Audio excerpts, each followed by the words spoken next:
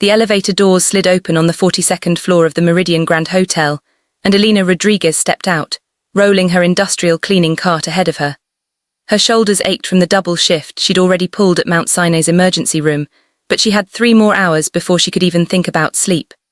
The hallway stretched before her, plush carpet muffling the wheels of her cart, the silence of 3 in the morning pressing against her ears.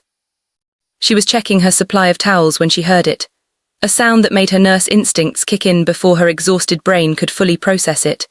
A heavy thud, then laboured breathing that sounded wrong, desperately wrong.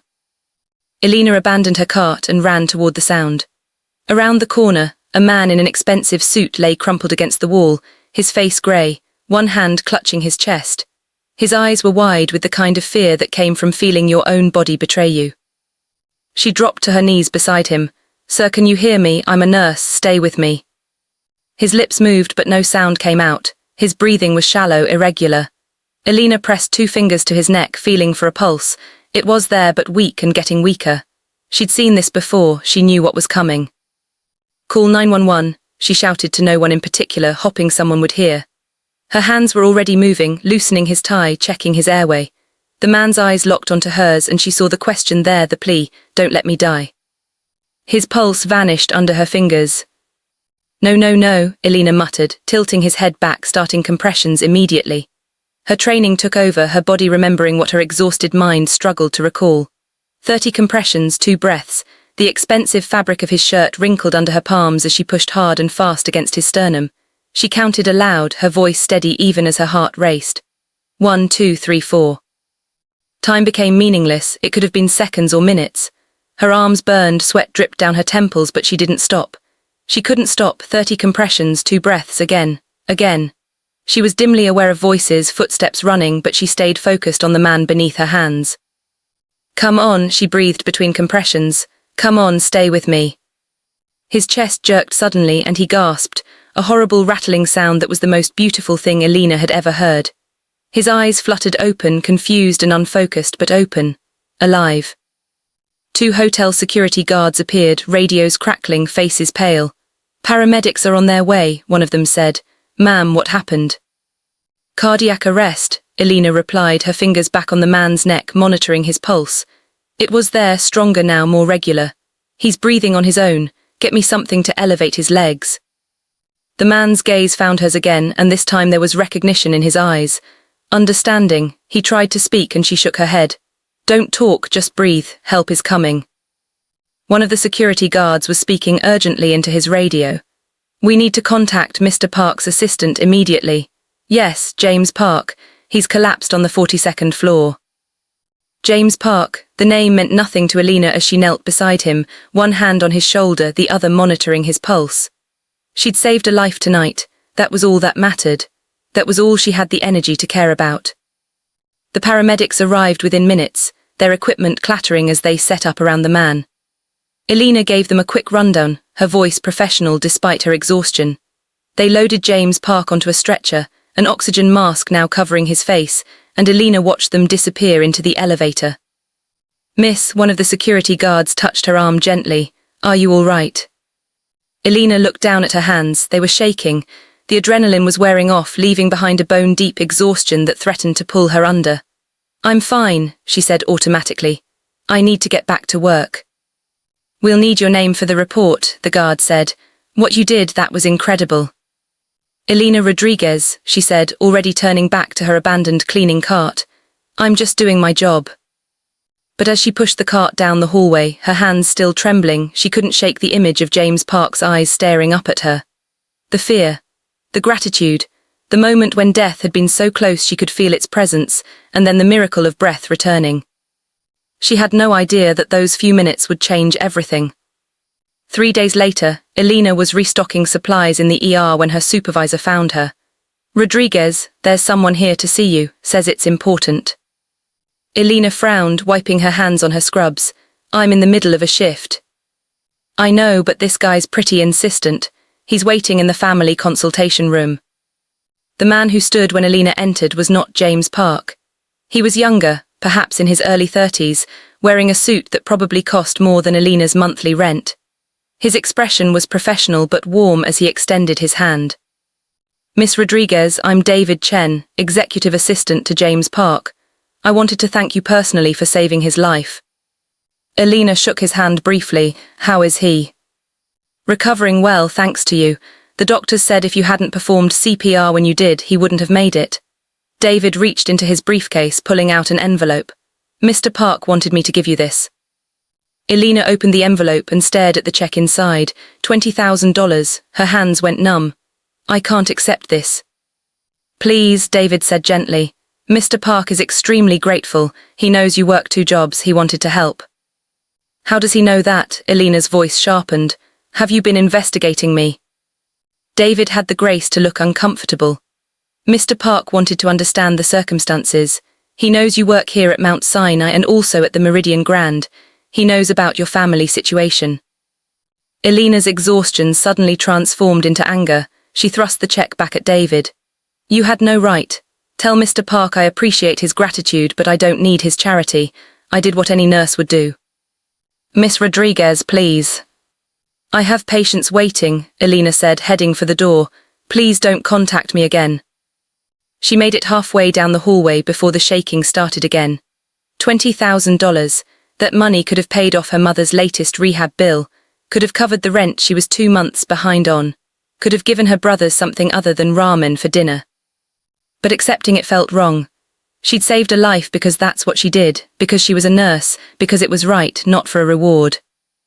Elena pushed through the rest of her shift on autopilot, her mind churning.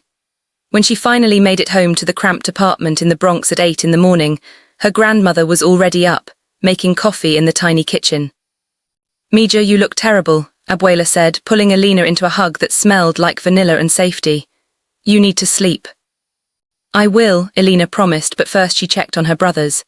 Miguel and Carlos were still asleep, tangled in blankets on the pull-out couch they shared. 14 and 16, they deserved their own rooms, their own space, but this was what Elena could afford.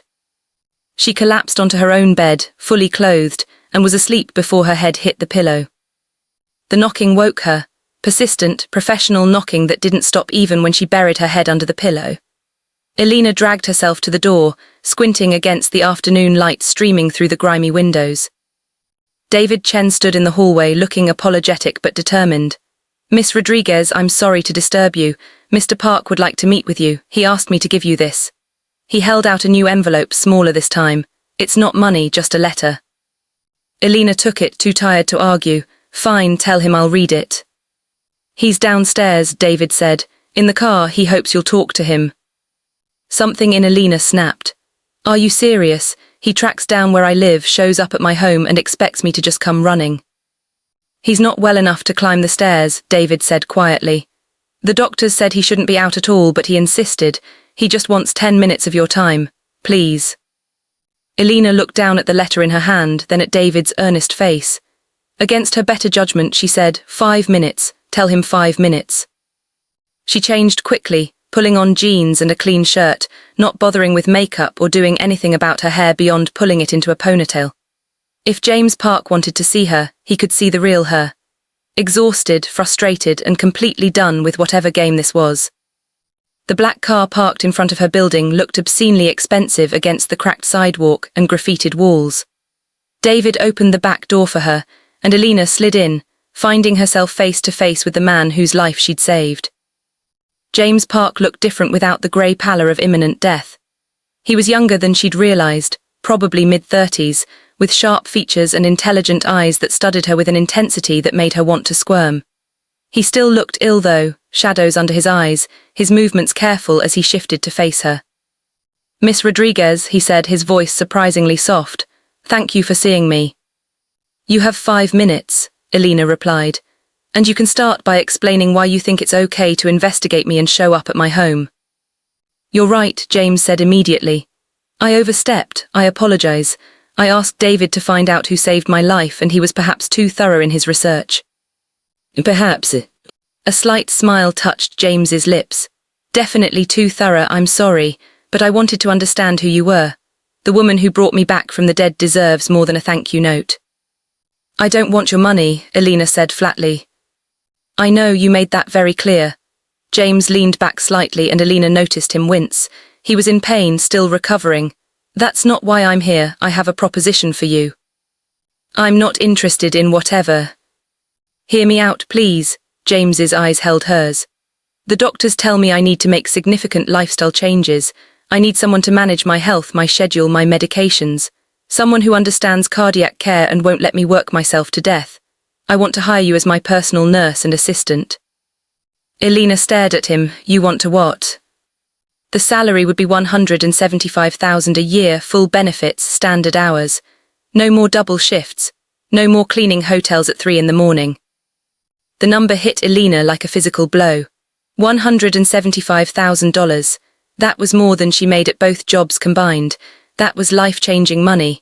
That was her brothers going to college money. That was her mother finally getting proper long-term treatment money. Why, she asked, her voice barely a whisper. You don't know me. I know you saved my life when you could have walked past, James said. I know you work 70 hours a week to support your family. I know you're 1 semester away from finishing your bachelor's degree in nursing. I know you're competent, professional, and apparently immune to flattery or bribery. That small smile again. You're exactly who I need. Elena's mind raced. This was insane. This was the kind of thing that didn't happen to people like her. I need to think about it. Of course, James said immediately. He pulled out a business card, holding it out to her. Take all the time you need. Call me when you decide. Elena took the card, her fingers brushing his for a brief moment. If I do this, there are conditions. Name them. Everything in writing. Clear job description, clear boundaries. I'm not interested in blurring any lines, professional or otherwise. James's expression became serious. Agreed, anything else? I need 2 weeks to transition out of my current jobs properly. And I want the contract reviewed by an independent HR consultant before I sign anything. Done, James extended his hand. Do we have a deal? Elena looked at his hand, then at his face. At the man who had almost died on that hotel carpet, who was offering her a way out of the exhausting grind that was slowly destroying her. She thought about her brothers, her grandmother, her mother who needed help Elena couldn't afford to give her. She shook his hand. 2 weeks, then we'll see. As Elena walked back to her building, the business card feeling like it was burning a hole in her pocket, she wondered what exactly she'd just agreed to. Behind her, she heard the car pull away, and she resisted the urge to look back.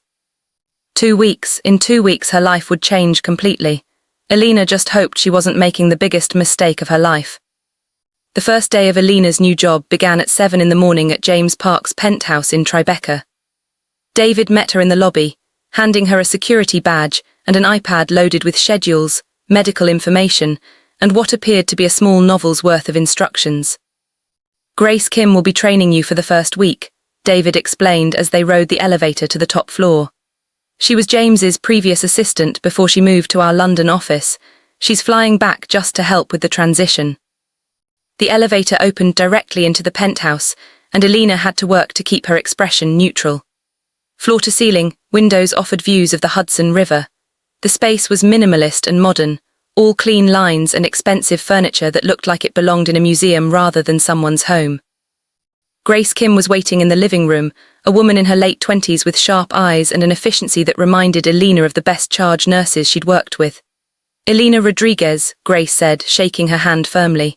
I've heard a lot about you, the woman who saved the boss's life and then turned down his money. That's a first. I was just doing my job, Elena said automatically.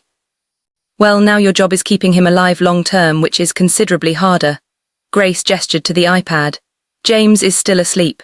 He's supposed to sleep until 8 per doctor's orders, though he usually tries to wake at 6. Your first task every morning is making sure he actually rests. Over the next hour, Grace walked Elena through James's routine. His medications, which were extensive. His dietary restrictions, which he apparently ignored whenever possible. His work schedule, which was brutal even after his cardiac arrest. His exercise requirements, which he resented. His follow-up appointments, which he tried to cancel. Basically, Grace said with a wry smile, your job is to keep him from killing himself through sheer stubbornness. You make him sound impossible, Elena said, making notes on the iPad. He's not impossible, he's just driven to the point of self-destruction. He built Park Industries from nothing after his father's company collapsed. He's brilliant, demanding, and completely incapable of admitting weakness. Grace's expression softened slightly. But after the heart attack, I've seen something change in him. He's scared, even if he won't admit it. That's why he needs you. A door opened down the hallway, and James emerged, wearing sweatpants and a t-shirt, his hair still damp from a shower. He looked younger like this, more vulnerable than the polished businessman Elena had met before.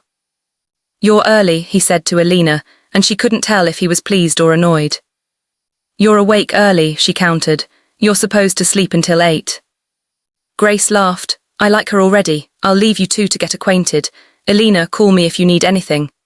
She gathered her things and headed for the elevator, leaving Elena alone with her new employer. An awkward silence stretched between them. James moved to the kitchen, and Elena followed, watching as he reached for the coffee maker. "What are you doing?" she asked. "Making coffee." "You're on a caffeine restriction, 1 cup after breakfast, which you haven't had yet." Elena opened the refrigerator, surveying the contents. "When did you last eat?" "I'm not hungry in the mornings." "That's not what I asked." Elena pulled out eggs, vegetables, and whole grain bread. "Sit down, I'll make breakfast." James bristled. "I don't need." "Yes, you do, that's literally why I'm here." Elena met his gaze steadily. "We can do this the easy way or the hard way, but you are going to follow your doctor's orders, so sit down, please." For a moment, she thought he might argue. Then, surprisingly, he pulled out a chair and sat. "You're very bossy for someone on their first day." "You hired me to keep you alive. That requires me being bossy." Elena cracked eggs into a pan, adding spinach and tomatoes. "Tell me about your schedule today." James pulled out his phone, scrolling through. Meeting at 9 with the acquisitions team. Conference call at 11 with Tokyo. Lunch meeting with potential investors. Strategy session at 2. Dinner with the board at 7. Elena plated the eggs and set them in front of him along with toast and a small cup of coffee. "You're going to cancel the dinner." "Excuse me." "You're recovering from a cardiac arrest. You shouldn't be working 12-hour days at all, but if you insist on the meetings, fine. But dinner is cancelled, you need rest." Elena poured herself coffee and sat across from him. "Those are doctor's orders and I'm enforcing them." James stared at her, his fork halfway to his mouth. "Do you know how important that dinner is?" "Do you know how important your life is?" Elena shot back. "Because you almost didn't have one. I felt your heart stop under my hands. I brought you back from that. I'm not going to watch you kill yourself slowly just because you can't say no to a meeting." The silence that followed was heavy. James set down his fork, his expression unreadable. Then, quietly, he said, "You're right. I'll have David reschedule the dinner." Elena blinked, surprised. She'd expected more fight. Just like that. Just like that. James picked up his fork again, eating the eggs she'd made. "You're surprisingly good at this." "At making eggs." "At managing me. Grace was good, but she'd eventually back down if I pushed hard enough. I don't think you will." "No," Elena agreed. "I won't. Your health isn't negotiable." Something shifted in James's expression, a softness that hadn't been there before. "Thank you for the eggs and for being here." The moment felt oddly intimate, sitting across from each other in the morning light, and Elena looked away first. "Finish eating. You have a meeting in an hour and I need to review your medication schedule." The rest of the day passed in a blur. Elena accompanied James to his office, a massive space on the 55th floor of a building in Midtown. She sat in on meetings, monitored his stress levels, made sure he took breaks and drank water. She prepared his lunch according to his dietary plan, ignoring his complaints about missing his usual takeout.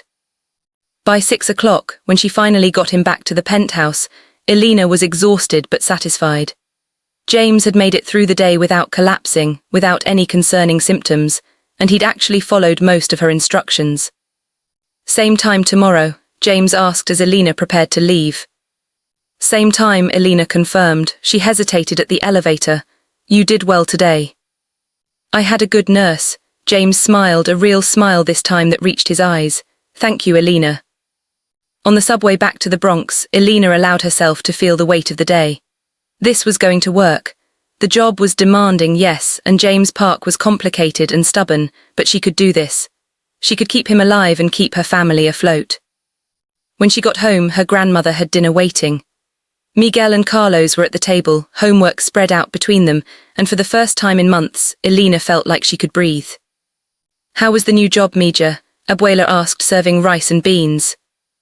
"Good," Elena said and meant it. "Really good." The next few weeks fell into a rhythm. Elena learned James's patterns, his tells when he was in pain or pushing himself too hard. She learned that he took his coffee black hated mornings and had a weakness for Italian food that played havoc with his sodium restrictions. She learned that he was brilliant in meetings, ruthless in negotiations, and surprisingly gentle with his junior employees. And James, she suspected, was learning her too. He started asking about her family, her studies, her life beyond the job. He remembered that Carlos had a basketball game and asked how it went. He noticed when Elena was tired and insisted she leave early. He respected her boundaries but pushed at them gently, testing where the lines were. It was professional, it was fine until it wasn't. The shift happened on a Thursday, 6 weeks into Elena's employment. James had a particularly brutal day, back-to-back meetings that ran late, a deal that fell through at the last minute, and a conference call with London that required him to stay at the office until 9. Elena stayed with him, of course. That was her job. She ordered dinner from the approved restaurant list, made sure he took his evening medications, and watched his vitals carefully for any sign of stress-induced complications. "You should go home," James said around 8:30, rubbing his eyes tiredly. "You've been here since 7 this morning." "So have you," Elena pointed out, "and I'm not leaving until you do." "Elena, don't argue with me, you know you'll lose." She handed him a bottle of water. "Drink this, you're dehydrated." James took the water, but he was looking at her with an expression she couldn't quite read. "Do you ever get tired of taking care of everyone?" The question caught her off guard. "What do you mean?" "You take care of me all day, then you go home and take care of your grandmother and your brothers. When do you take care of yourself?" Elena felt something tighten in her chest. "I'm fine." "Are you?" James set down the water bottle, leaning forward. "When was the last time you did something just for you? Something that wasn't about work or family or responsibility?" "I don't have time for that," Elena said, trying to keep her voice light. "Some of us have to work for a living." "You have time now, you're not working 2 jobs anymore, you have evenings and weekends." James's gaze was steady, concerned. "What do you do with that time?" "I study, I help my brothers with homework, I cook dinner. Elena stopped, realizing how her life sounded when laid out like that. "I do what needs to be done." "But what do you want?" James asked softly. The question hung in the air between them. Elena felt exposed, vulnerable in a way that had nothing to do with the late hour or the empty office. "I want my family to be okay," she said finally. "That's enough." "Is it?" Before Elena could answer, James's phone buzzed with the notification for his London call. The moment broke, and they both retreated to safer, professional ground. But as Elena sat in the corner during his meeting, she couldn't shake his question. What did she want? Beyond survival, beyond keeping everyone afloat, what did Elena Rodriguez actually want for herself? She didn't have an answer, and that scared her more than she wanted to admit. If you're enjoying this story, please hit that subscribe button and drop a comment below. I'd love to know what you think about Elena and James's relationship so far. Is she making the right choice? The question became more complicated 2 weeks later when Marcus Chen appeared. He was a manager in James's company, early 30s, with an easy smile and warm eyes that lit up when he met Elena in the break room. "You must be the miracle worker," Marcus said, extending his hand. "I'm Marcus. I've heard James actually takes breaks now and eats real food. That's impressive." Elena shook his hand, smiling despite herself. "I'm just doing my job." "Well, your job is making the rest of us look bad. James is actually pleasant in meetings now. It's unsettling." Marcus grinned. "Some of us are grabbing drinks after work Friday. You should come." "Oh, I don't think." "Come on, you must need a break from managing the boss. It'll be fun, I promise. Low-key, just a few people from the office." Elena hesitated. When was the last time she'd gone out socially? When was the last time someone had invited her to anything that wasn't work or family related? "Okay," she heard herself say. "Sure, that sounds nice." Marcus's smile widened. "Great, I'll text you the details." As he walked away, Elena felt a flutter of something she hadn't experienced in a long time. Interest, possibility, the chance at something normal. She didn't notice James watching from his office doorway, his expression unreadable. Friday arrived faster than Elena expected. She'd almost forgotten about the drinks until Marcus sent her a text with the address of a bar in the West Village. She went home first to change, trading her professional slacks and blouse for jeans and a soft blue sweater that Abuela said brought out her eyes. "You look beautiful, Mija," her grandmother said, adjusting Elena's hair. "Who is this boy?" "It's not like that, Abuela, just co-workers getting drinks." Her grandmother's knowing smile suggested she didn't believe that for a second. "You have fun, you deserve fun." The bar was crowded but comfortable, with exposed brick walls and warm lighting. Marcus waved from a corner booth where 3 other people from the office were already gathered. Elena recognized them from the building but had never really talked to any of them. "Elena, you made it," Marcus stood, pulling out a chair next to him. "What are you drinking?" "Just a beer is fine," Elena said, settling into the group. The conversation flowed easily, office gossip and stories about difficult clients. Marcus was attentive without being overbearing, asking about her nursing background, genuinely interested in her answers. "So what's it like working so closely with James?" one of the women, Sarah, asked. "He's so intense, I'd be terrified." "He's not that bad once you get to know him," Elena found herself defending. "He's just dedicated to his work."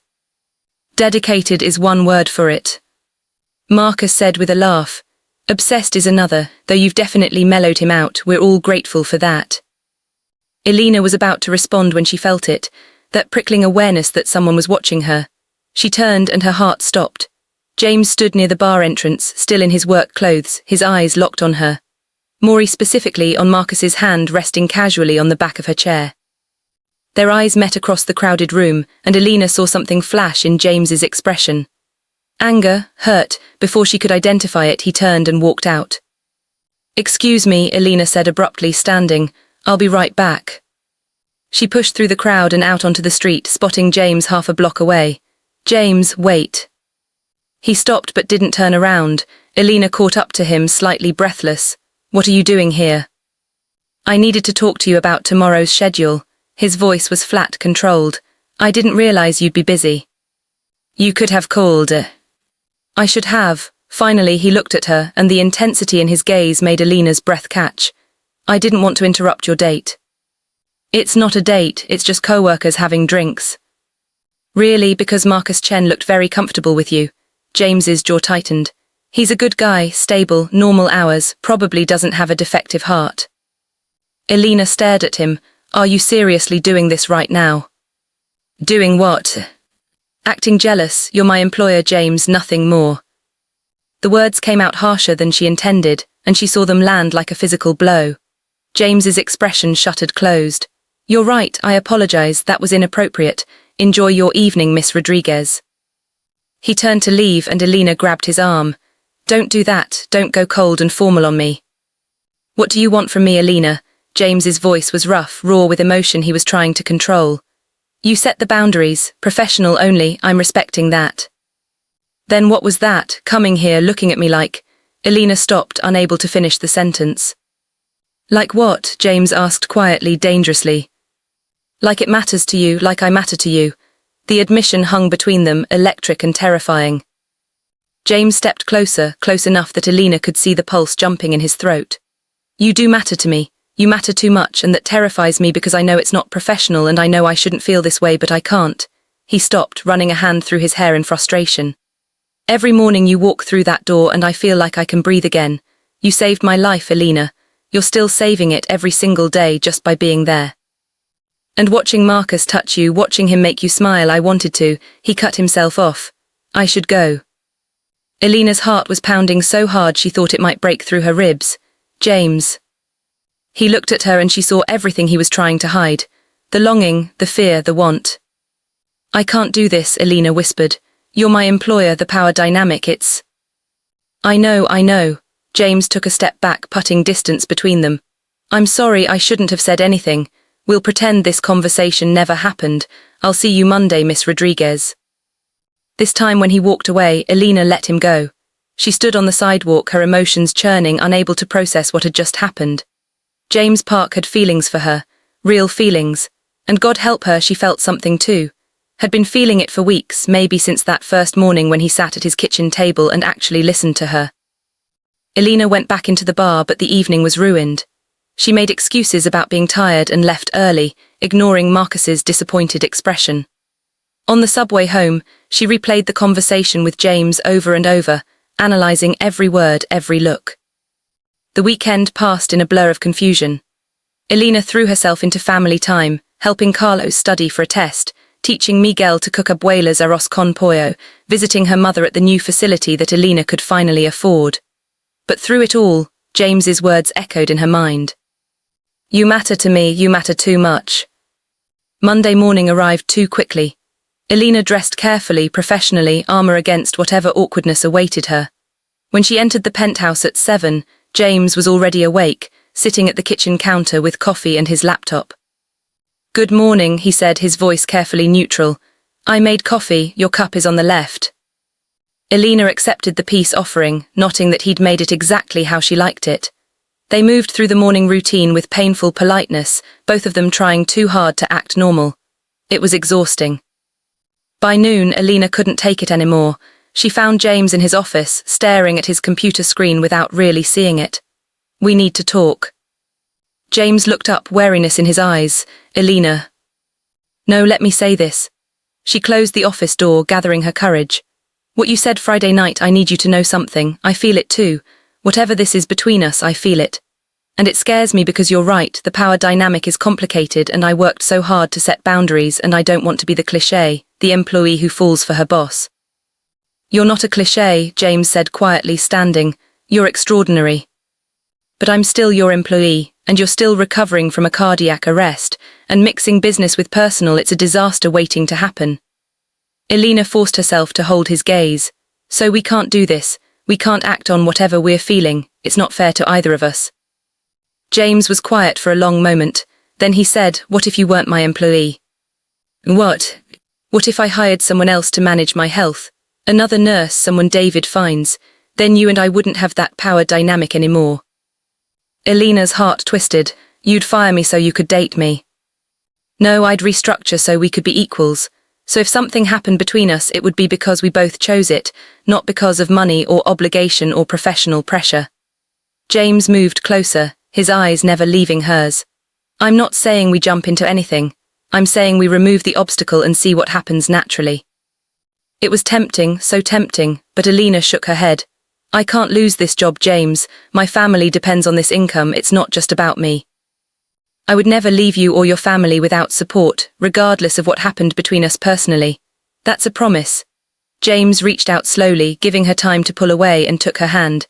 "I'm not asking you to risk your security. I'm asking for a chance, that's all." Elena looked down at their joined hands. His fingers were warm, steady, alive because she'd brought him back from death. Maybe that gave her the right to hold on a little longer. "I need to think about it." "Take all the time you need." James squeezed her hand gently before releasing it. "I'm not going anywhere." But 2 days later, everything changed. Elena got the call at work. Her mother had relapsed, walked out of the facility, and no one knew where she was. Elena's carefully constructed world tilted sideways. James found her in his office bathroom, crying silently, her phone clutched in her shaking hands. He didn't ask questions, just pulled her into his arms and held her while she broke apart. "Tell me what you need," he murmured against her hair. "Whatever it is, I'll make it happen." "I need to find her," Elena choked out. "She's using again and she's alone and I need to find her." James pulled back, cupping her face in his hands. "We'll find her. David's already calling every contact we have. I've got a private investigator on standby. We will find her, Elena, I promise." The next 12 hours were a nightmare. James cancelled all his meetings, staying with Elena as they tracked down leads. David coordinated with police and hospitals. Marcus, when he heard what happened, mobilized the office to help search. They found Elena's mother at 4 a.m. in an abandoned building in Queens, barely conscious, hypothermic, barely alive. The paramedics stabilized her, and Elena rode in the ambulance, holding her mother's cold hand, whispering prayers in Spanish. James followed in his car and was waiting at the hospital when they arrived. He stayed through the long hours of treatment, through the admissions process, making phone calls to ensure Elena's mother got a bed in the best rehab facility in the state. He bought coffee for Elena and her grandmother. He sat with Miguel and Carlos in the waiting room, distracting them with stories about his own difficult childhood. As dawn broke, Elena found James asleep in a waiting room chair, his head tilted at an uncomfortable angle. She watched him for a moment. This complicated man who had turned her life upside down. He'd dropped everything for her. Had used his considerable resources without being asked, without expecting anything in return. She sat down next to him, and he woke immediately, his first words, "Is she okay?" "She's stable, they're moving her to the facility this afternoon." Elena's voice was hoarse from crying. "James, what you did tonight, I don't know how to thank you." "You don't need to thank me." James took her hand, threading his fingers through hers. "You've saved my life multiple times, let me help save yours once in a while." Elena leaned her head on his shoulder, too exhausted to maintain distance anymore. "I'm scared," she admitted, "of what I feel for you, of what it means." "I'm scared too," James said softly. "I've never felt like this about anyone, like if something happened to you I wouldn't survive it, like you've become essential to me in a way that has nothing to do with you being my nurse." He pressed a kiss to the top of her head, tender and careful.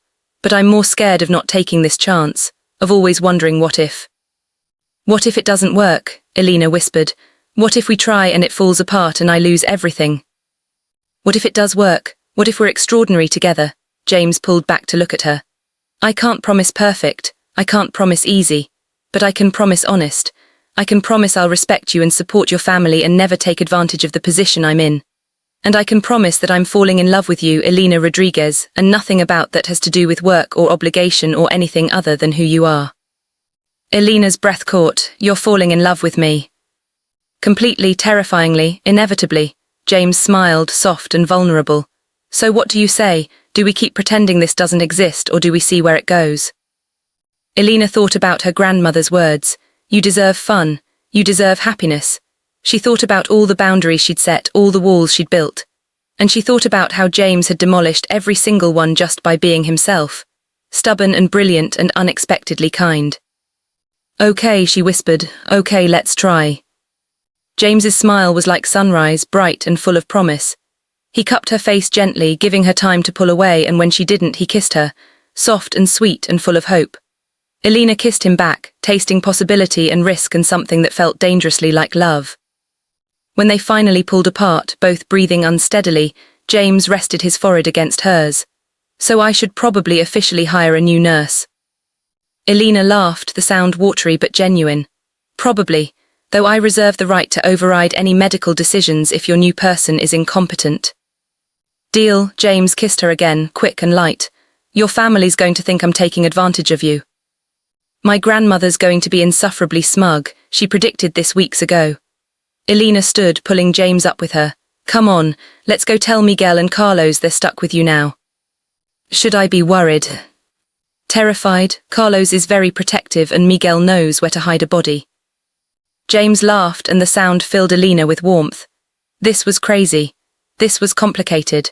But looking at him, feeling his hand secure in hers, Elena thought maybe crazy and complicated could also be wonderful. 6 months later, Elena stood in the kitchen of a new apartment in Brooklyn, one with enough bedrooms for everyone and windows that let in actual sunlight. Her mother was 8 months sober and volunteering at the facility that had helped her. Miguel had made the honor roll. Carlos had a basketball scholarship lined up for college. Abuela had a garden on the balcony where she grew tomatoes and herbs. And James was in the living room, attempting to teach Elena's brothers how to play chess and losing badly because he kept letting them win. Elena watched them through the doorway, her heart so full it ached. Her life had changed completely that night on the hotel corridor. She'd saved a life and somehow in return he'd saved hers right back. James looked up, catching her watching, and smiled, that smile that was just for her, that smile that said home. "Come here," he called. "Carlos is destroying me and I need backup." Elena walked over, settling on the couch next to James. He immediately pulled her close, pressing a kiss to her temple. "I love you," he murmured, quiet enough that only she could hear. "I love you too," Elena whispered back, meaning it with everything she had. It wasn't perfect. They still argued about James working too hard and Elena taking on too much. They still navigated the complexities of their relationship with care and communication. But it was real, it was theirs, and it was worth every risk. Some boundaries Elena had learned were worth crossing, some risks were worth taking, and some people were worth saving over and over again in all the ways that mattered. If you loved Elena and James's story, please smash that like button, subscribe for more amazing stories and drop a comment telling me your favorite moment. Did you see their romance coming? What would you have done in Elena's situation? Let me know below and I'll see you in the next story. Thanks for watching until the end. You're amazing.